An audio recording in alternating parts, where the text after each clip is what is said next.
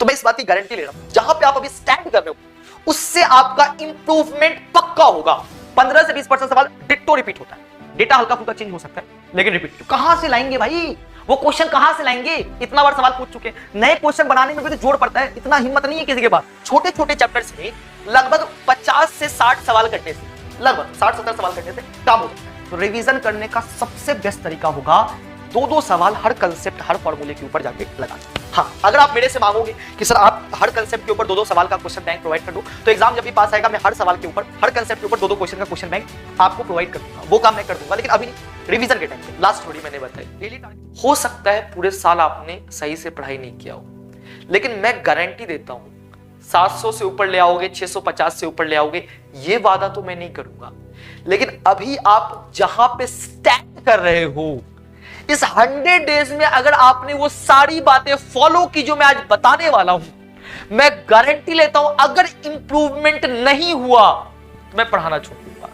क्योंकि आज से नहीं, 7 सालों से मैं लाखों बच्चों को पढ़ा चुका हूं और मैं देख चुका हूं कि आखिरी के 100 डेज आपके लिए कितना ज्यादा इंपॉर्टेंट होते हैं। ये 100 डेज पूरे साल भर के पढ़ाई के बराबर होते हैं, क्योंकि इस 100 डेज में आपको अगर आप मेहनत करते हो तो पहली चीज आपके दिमाग पे इतना प्रेशर होता है कि जो चीज आप पढ़ते हो वो बहुत अच्छे से आप ग्रैस्प करते जाते हो कि भाई टाइम कम बचा हुआ है, बहुत इफेक्टिव पढ़ाई होती है 100 डेज में। तो मैं इस बात की गारंटी ले रहा हूं, जहां पे आप अभी स्टैंड कर रहे हो उससे आपका इंप्रूवमेंट पक्का होगा, लेकिन आपको वो सारी बातें फॉलो करनी पड़ेगी जो मैं आज बताने वाला हूं। तो चलिए शुरू करते हैं 100 डे स्ट्रैटेजी कि क्या प्लान होना चाहिए अगर आपको नीट में अच्छे रैंक से क्लियर करना है तो। ठीक है, सबसे इंपॉर्टेंट कुछ एनालिसिस बात करते हैं कि मैंने जो एनालिसिस किया है पिछले 10 साल 15 साल के पेपर को देख के जो एनालिसिस किया है, वो मैंने कुछ एनालिसिस यहां पे लिखा है। सबसे इंपॉर्टेंट है कि 15 से 20% सवाल जो होता है वो रिपीट होते हैं। 15 से 20% सवाल भाई कम थोड़ी होते हैं, 15-20% बहुत होते हैं, रिपीट होते हैं।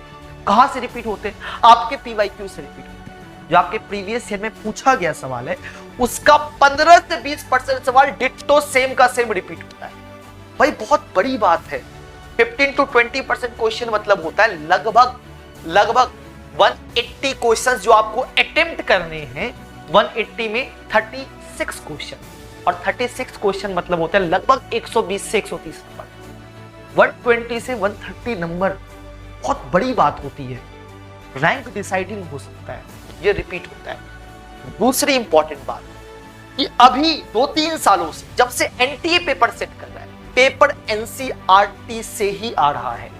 एनसीईआरटी के बाहर वो नहीं पूछ रहा है, एनसीईआरटी लेवल का ही पेपर आ रहा है। पेपर का लेवल कैसा रहता है? इजी टू मीडियम रहता है, इजी टू मीडियम लेवल रहता है, या इजी टू ऐसा बोलो कि मॉडरेट लेवल का रहता है। जैसे फिजिक्स का कई बार पेपर लेंदी आ जाता है, टफ नहीं आता है, लेंदी आ जाता है, तो उसको मैंने मीडियम कैटेगरी में डाल दिया। ठीक है, टफ पेपर नहीं आ रहा है, एनटीए बिल्कुल टफ पेपर सेट नहीं कर रहा है। तीसरी बात कि अगर किसी बच्चे को सिलेक्शन पाना है नीट में कि सर मुझे 4 के आना है, तो उसको 25,000 क्वेश्चन, 25,000 क्वेश्चन तीनों में पीसीबी में 100 डेज में कवर करना चाहिए। ये मेरा एनालिसिस है कि भाई 25,000 क्वेश्चन पीसीबी मिलाकर अभी आप कर लोगे 100 डेज में, तो आप बहुत अच्छे रैंक से नीट क्लियर कर सकते हो। ये एनालिसिस था जो मैंने किया था। ठीक है, अब आते हैं कि सर कैसे करें, क्या रहना चाहिए स्ट्रेटजी, क्या रहनी चाहिए प्लान। तो सबसे इंपॉर्टेंट है अर्ली स्टार्ट। अर्ली स्टार्ट का मतलब क्या होता है? जैसे आज मैं वीडियो बना रहा हूं, आपने स्ट्रेटजी वीडियो देखा, ऐसा नहीं कि 4-5 दिन के बाद आप एक्ट करना स्टार्ट करो कि हाँ ठीक है सर ने स्ट्रेटजी वीडियो बना दिया, अब मैं 5 दिन के बाद पढ़ाई स्टार्ट करूंगा। जितना जल्दी आप पढ़ाई करना शुरू करोगे, आप उतने हजार बच्चों को छोड़ के आगे निकल रहे होंगे, क्योंकि ये 16 लाख बच्चे का भीड़ है और कुछ हजार मेडिकल गवर्नमेंट सीट है, कुछ हजार है। अब इतने सारे लाखों बच्चों को अगर भीड़ को छोड़ना है तो सबसे पहले डे 1 से आपको स्टार्ट करना पड़ेगा। इवन अगर डे 1 से डे 2 कर दिया तो हो सकता है तुमसे आगे 10,000 बच्चे निकल चुके हैं, क्योंकि उन्होंने डे 1 से स्टार्ट किया। एक दिन के गैप में आप हजारों बच्चों से पीछे हो सकते हैं। अर्ली स्टार्ट करना है, आज से अभी से स्टार्ट करना है, ये इंपॉर्टेंट है। दूसरी सबसे इंपॉर्टेंट बात, मैक्सिमम लोग जो 100 डेज में क्रैक करना चाहते हैं उसमें ज्यादातर लोग ड्रॉपर होंगे, या तो 12th का एग्जाम इस बार दे रहे होंगे मार्च में, और 12th के एग्जाम के साथ वो नीट का एग्जाम अटेम्प्ट कर रहे होंगे। सबसे पहला काम ये करो कि एक लिस्ट बनाओ वीक टॉपिक का और स्ट्रॉन्ग टॉपिक का। सबसे इंपॉर्टेंट ये काम करो। सर ऐसा क्यों? क्योंकि देखो सिंपल सा फंडा बताओ, अभी के टाइम पे 720 में 600 से कम नंबर लाने पे आप भूल जाओ, अगर आप जनरल कैटेगरी में हो तो आपको किसी गवर्नमेंट मेडिकल कॉलेज में एडमिशन मिलेगा। मतलब 620 630 ऐसे नंबर आपको लाने पड़ेंगे, और 720 में 620 लाना कोई बच्चों वाला खेल नहीं होता। मात्र 100 नंबर का क्वेश्चन आप छोड़ सकते हो, यानी कि मात्र 25 क्वेश्चन आप मिस कर सकते हो। 180 में 25 क्वेश्चन आप छोड़ सकते हो, उससे ज्यादा छोड़ने की कोई गुंजाइश ही नहीं है। अब 180 क्वेश्चन में 25 क्वेश्चन अगर मैं मिस कर रहा हूं तो बेसिकली देखा जाए तो पीसीबी में मैं बहुत ज्यादा चैप्टर छोड़ के नहीं जा सकता। कि काम करते रोटेशन अपने को पल्ले नहीं पड़ा, रोटेशन छोड़ते हैं अपन तो सीधा centre of mass work power energy तैयार करके जाते हैं। रोटेशन इधर छोड़ दिया, इलेक्ट्रोस्टैटिक उधर छोड़ दिया, वहां पे सर मेरे को वेव ऑप्टिक्स समझ में आ रहा, वेव ऑप्टिक्स छोड़ देते हैं। 3-4 चैप्टर छोड़ दिया और बाकी चैप्टर करके गए ये सोचने की अपन तो फिजिक्स में 4 के आ जाएंगे, हमने 150 मार्क्स का तैयारी कर लिया है 180 मार्क्स में। अरे क्या गारंटी है कि 150 मार्क्स में तुम 150 आउट ऑफ 150 ले आओगे? तुमने तैयारी ही 150 करके गए हो, दूसरा बच्चा तैयारी 180 मार्क्स का करके गया है। तो हो सकता है तुम्हारे 150 में 130 पे आ जाओ, जो तुम तैयारी करके गए हो उसमें से भी 2-4 सवाल गलत हो सकते हैं, चांसेस है। इसीलिए हम किसी चैप्टर को छोड़ नहीं सकते कि बिल्कुल छोड़ ही दिया है, ये नहीं आ रहा तो छोड़ ही देते हैं। नीट में ये स्ट्रेटजी काम नहीं करती, आपको हर चैप्टर को तैयार करके जाना पड़ेगा। ठीक है, रोटेशन मेरा थोड़ा वीक है, मैंने तैयारी तो की है बट उतना कॉन्फिडेंस नहीं है, ये चलेगा, बट बिल्कुल छोड़ दिया ये नहीं चलेगा। इसीलिए इंपॉर्टेंट है कि वीक और स्ट्रॉन्ग टॉपिक की कैटेगरी बनाओ। जो टॉपिक वीक है इस 100 दिनों में सबसे पहले इन पे फोकस करना है, इन पे फोकस करना सबसे इंपॉर्टेंट है। क्या करना पड़ेगा इसके लिए? ज्यादा से ज्यादा क्वेश्चन प्रैक्टिस करना पड़ेगा।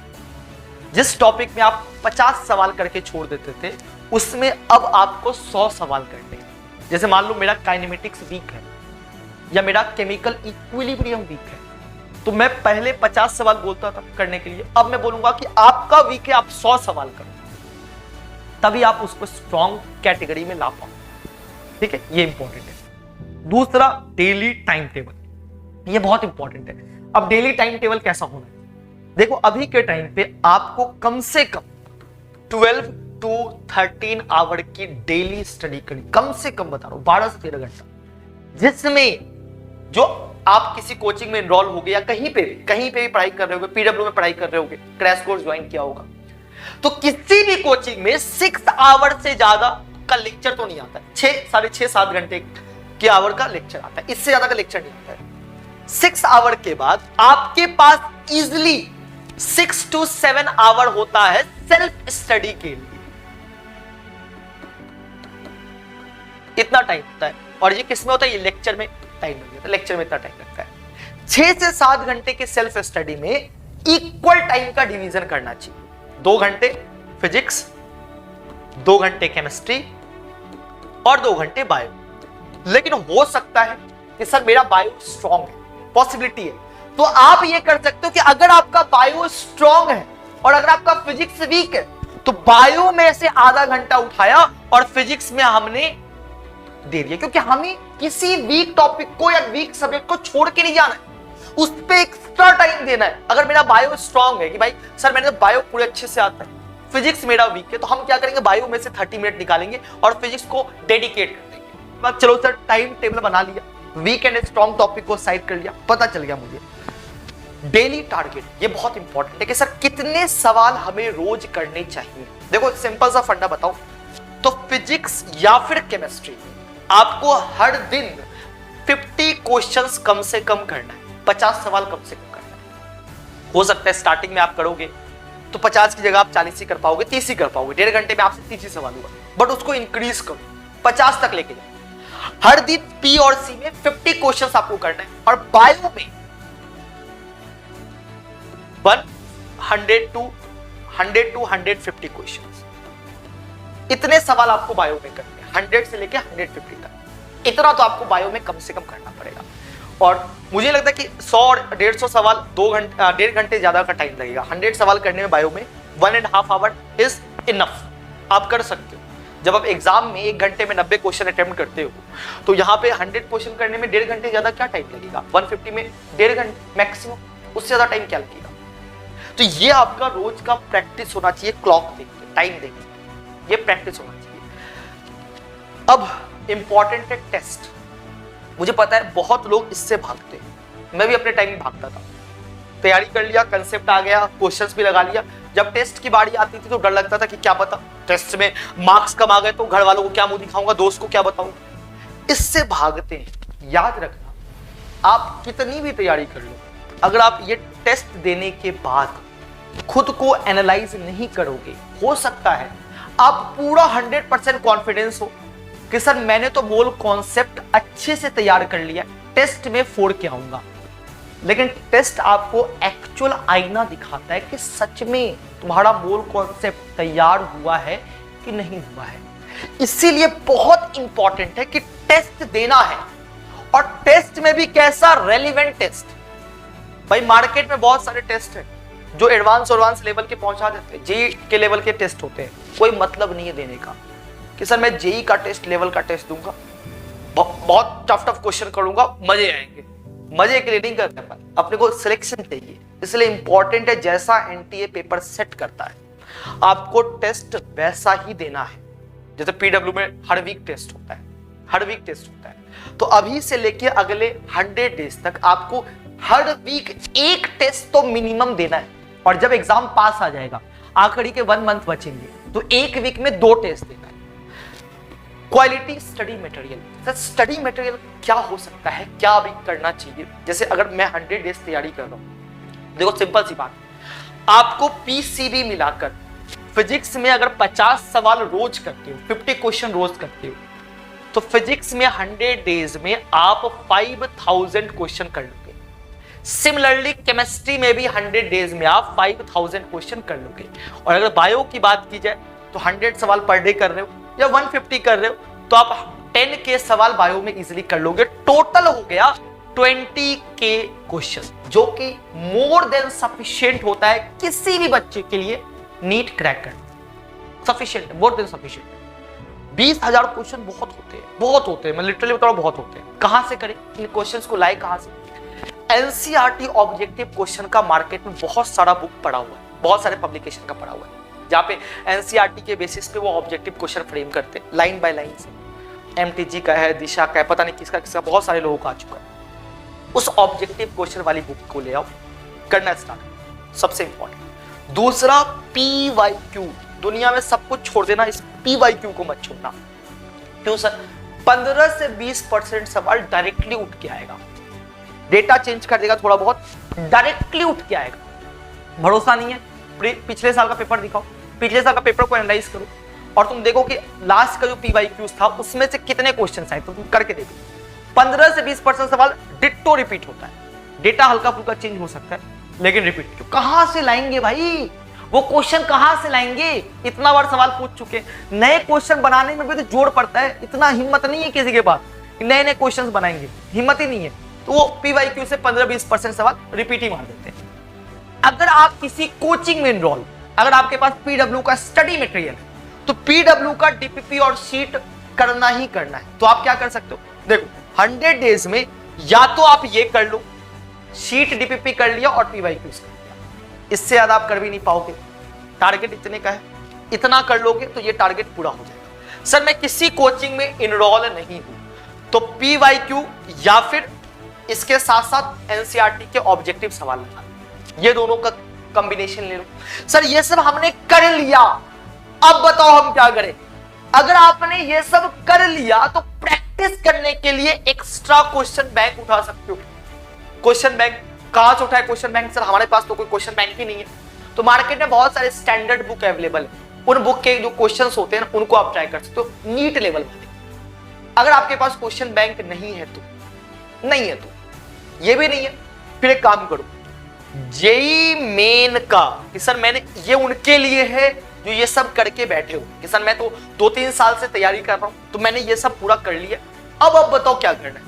तो जेई मेंस का सिर्फ 19, 20 और 21 इस 3 साल के आप पेपर को ट्राई कर सकते हो। इनके इजी वाले क्वेश्चंस कर सकते हो, फिजिक्स और केमिस्ट्री। ये उनके लिए है जिन्होंने ये सब करके बैठे हुए। सर हमने सारा मॉड्यूल लगा लिया, हमने तो पीवाईक्यूज लगा लिया, एनसीईआरटी ऑब्जेक्टिव भी लगा लिया, अब मैं क्या करूं? मुझे अपने लेवल को बढ़ाना है, तो वो ये कर सकते हैं। लेकिन मुझे पता है 95% बच्चे ये कवर किए ही, तो भाई पहले इनको कवर करो। और ये तुम कवर करोगे ना 20,000 क्वेश्चन का टारगेट पूरा हो जाएगा तुम्हारा। और 20,000 क्वेश्चन का टारगेट जिस दिन पूरा हो गया, तुम्हारे अंदर ऐसा कॉन्फिडेंस आ जाएगा कि सर मैं तो मचा दूंगा, अब मुझे कोई टेंशन नहीं लेना है एग्जाम में 4 क्या होगा। तो टारगेट डेली फिक्स होना चाहिए कि आपको क्या करना है, टारगेट आपको फिक्स होना चाहिए। और स्टडी मटेरियल बहुत इंपॉर्टेंट है कि वो रेलिवेंट हो, स्टैंडर्ड होना चाहिए, क्वालिटी मेंटेन होना चाहिए, कुछ भी नहीं करना है। पीडब्ल्यू का स्टडी मटेरियल बहुत अच्छा है, आप उनको कर सकते हो, ठीक है, आप उनको कर सकते हो। दूसरा होता है सर सेल्फ स्टडी करें या कोचिंग ले। देखो सिंपल सी बात है, अगर आपको लगता है कि आप सेल्फ स्टडी कर सकते हो, आप सेल्फ स्टडी से क्रैक कर सकते हो, तो आप बेशक सेल्फ स्टडी कर सकते हो। अगर आपको लगता है तो सपोर्ट के लिए आप पीडब्ल्यू का क्रैश कोर्स ज्वाइन कर सकते हो। क्योंकि यार देखो, ये नहीं बोल रहा हूं पीडब्ल्यू का ही ज्वाइन करो, कहीं भी ज्वाइन करो, सपोर्ट के लिए आप कहीं भी ज्वाइन कर सकते हो, कोई दिक्कत की बात नहीं। क्योंकि होता क्या है कि हम पढ़ तो सकते हैं, खुद कर सकते हैं, बट एक प्रॉपर स्केड्यूल रूटीन मेंटेन नहीं हो पाता है। तो कहीं ज्वाइन करने से क्या होता है कि वहां पे एक प्रॉपर रूटीन रहता है, प्रॉपर स्केड्यूल रहता है कि हाँ ऐसे फॉलो होगा, तो शायद उसमें अपन थोड़ा सा अपना डायरेक्शन सही हो जाता है। खुद से करने में डायरेक्शन थोड़ा टेढ़ा मेढ़ा हो जाता है, बस बात इतनी सी, ठीक है। अगर पहली बार तैयारी कर रहे हो फिर तो बाबा कोचिंग ज्वाइन कर लो, क्रैश कोर्स कहीं ज्वाइन कर लो, कहीं भी ज्वाइन कर लो, कुछ भी कर लो, किसी भी प्लेटफॉर्म का ज्वाइन कर लो। लेकिन अगर तुम पहली बार कर रहे हो, पहली बार हम तैयारी कर रहे हैं, तो ये बहुत इंपॉर्टेंट है। 2-3 बार करके बैठे हुए हो तो कर सकते हो सेल्फ स्टडी, अगर खुद पे कॉन्फिडेंस है तो, ठीक है, कॉन्फिडेंस को। अगला पार्ट आता है सर रिवीजन कहां से करें, रिवीजन कैसे करें और कहां से करें। याद रखना, जैसे मान लो रिवीजन की बात आती है, रिवीजन के लिए सबसे अच्छा चीज क्या है?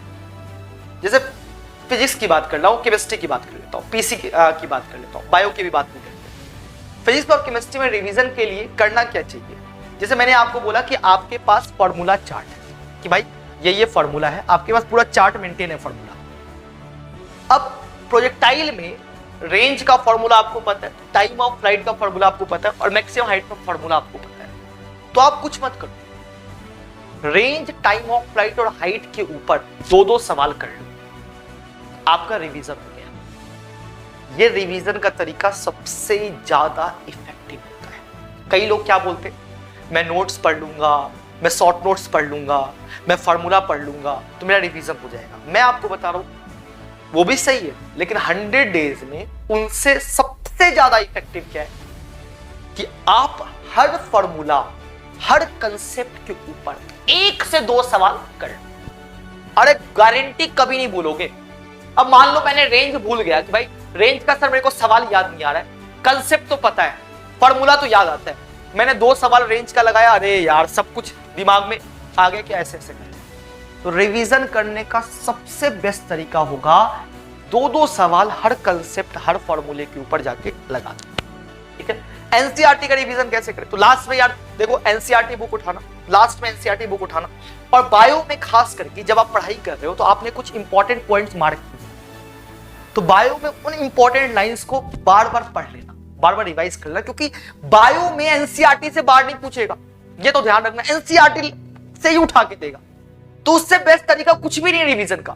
और पीसी में क्या कि हर कंसेप्ट के ऊपर 2 सवाल लगा। एक बात ध्यान रखना कि आपके पास 100 डेज का टाइम बचा है, जो कि बहुत, वो कहते हैं ना कि क्रूशियल टाइम होता है। चैप्टर जो भी वीक चैप्टर है, जैसे आपके पास आपने एक लिस्ट बनाया वीक चैप्टर का, वीक चैप्टर में जो छोटे छोटे चैप्टर होते हैं, छोटे छोटे चैप्टर, जैसे मान लो न्यूटन्स लॉ ऑफ मोशन, छोटा सा चैप्टर, या इलेक्ट्रोमैग्नेटिक वेव, कम्युनिकेशन सिस्टम, छोटे छोटे चैप्टर। इन छोटे छोटे चैप्टर्स में लगभग 50 से 60 सवाल करने से, लगभग 60-70 सवाल करने से काम हो जाता है। जो छोटे चैप्टर्स होते हैं, जो 2-3 लेक्चर में समाप्त हो जाते हैं। जो मीडियम लेवल के चैप्टर होते हैं, चाहे पीसी की बात करूं, चाहे बायो की बात, बायो में तो इसका डबल कर दें, बायो में इसका डबल कर दें, मैं पीसी की बात कर रहा हूं। जो मीडियम लेवल के चैप्टर्स होते हैं उसमें लगभग 70 से 80 सवाल किया। मीडियम लेवल के chapters, work, power, energy, centre of mass, ये सब मीडियम लेवल के चैप्टर होते हैं। जो बड़े बड़े चैप्टर होते हैं, लार्ज, जैसे रोटेशन, इलेक्ट्रोस्टैटिक, ज्योमेट्रिकल ऑप्टिक्स, बहुत बड़े बड़े चैप्टर, उसमें आप 100 से 120 क्वेश्चंस करना है। यानी कि on an average her chapter आपको फिजिक्स में, हर चैप्टर में 100 सवाल तो करने हैं ऑन एन एवरेज। ये टारगेट बना के चलो। 100% कॉन्फिडेंस पाने के लिए फिजिक्स और केमिस्ट्री में 100 सवाल हर चैप्टर से आप कर लोगे तो आपको एक कॉन्फिडेंस आ गया कि अब तो मैं पेपर को देख सकता हूं। चैप्टर है मुझे थोड़ा सा आ गया, लेकिन वो सारे सवाल मिक्स कंसेप्ट के होने चाहिए। ऐसा नहीं कि एक ही कंसेप्ट के ऊपर अगेन दिए, नहीं, मिक्स कॉन्सेप्ट के सवाल होने चाहिए, ठीक है। और मैं गारंटी दे रहा हूं कि भाई इस टारगेट को लेकर चलो, 20,000 क्वेश्चन के टारगेट को लेकर चलो, प्रॉपर ये मटेरियल लगाना है। मैं गारंटी ले रहा हूं आप अभी जहां भी स्टैंड कर रहे हो आप फोड़ के आओगे। और यही तरीका है रिवीजन करने का, मैंने आपको बेस्ट तरीका बता दिया है, उससे बेस्ट तरीका कुछ भी नहीं हो सकता।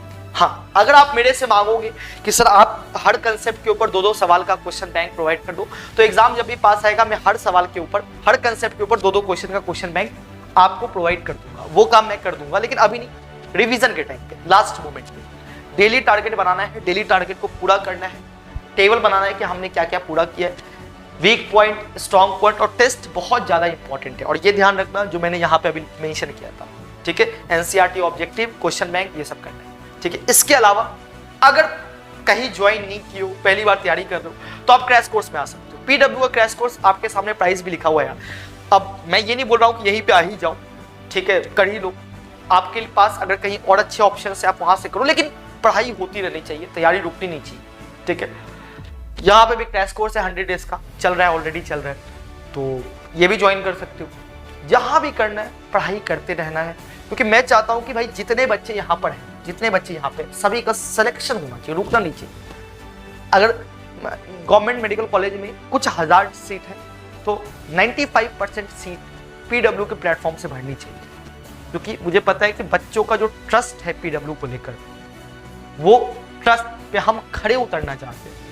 भाई आपका ट्रस्ट है तो हम भी तो चाहते हैं कि आप करो, जो सजेशन दिया आप उसको फॉलो करो। आपकी रैंक आए तभी तो हम बोल सकते हैं कि भाई हमसे पढ़ के बच्चा ये लाए, हमारा गाइड लाइन फॉलो करके बच्चे ने इतने अच्छे रैंक लाए, ठीक है। बाकी कोई भी और भी दिक्कत होते हैं, जैसे एक प्रॉब्लम आता है बच्चों का कि सर कंसेप्ट आता है, सवाल नहीं बनता, खास करके फिजिक्स में, उसका क्या इलाज है। कभी ऐसा फील हो कि सर मुझे कॉन्सेप्ट अच्छे से आता है बट उसके सवाल कम बनते हैं, तो इससे बचने के लिए आप ये कर सकते हो, कोई भी एक स्टैंडर्ड बुक ले आओ, उसके कुछ एग्जाम्पल लगा लो, उस कंसेप्ट के ऊपर थोड़े बहुत एग्जाम्पल लगा लो, उसके बाद ट्राई करो। कई बार क्या होता है, अप्रोच डेवलप करने में टाइम लगता है, तो आप जब एग्जाम्पल लगाओगे तो आपको उस कंसेप्ट के सवालों को कैसे अप्रोच करना है ये आ जाएगा, फिर आप डीपीपी और शीट लगा लो, ठीक है। ऐसे बहुत सारे क्वेश्चंस होंगे आपके मन में, आप कमेंट करके बताना, और मैं कोशिश करूंगा नेक्स्ट जब भी सेशन लूं तो उन सवालों को एड्रेस कर पाऊं, ठीक है। तो all the best, bye, take care, और पक्का कमेंट करके बताना कि कौन रेडी है इस 100 डेज चैलेंज के लिए। 100 डेज 20,000 क्वेश्चन, कौन इस चैलेंज के लिए रेडी है। Bye, take care, all the best.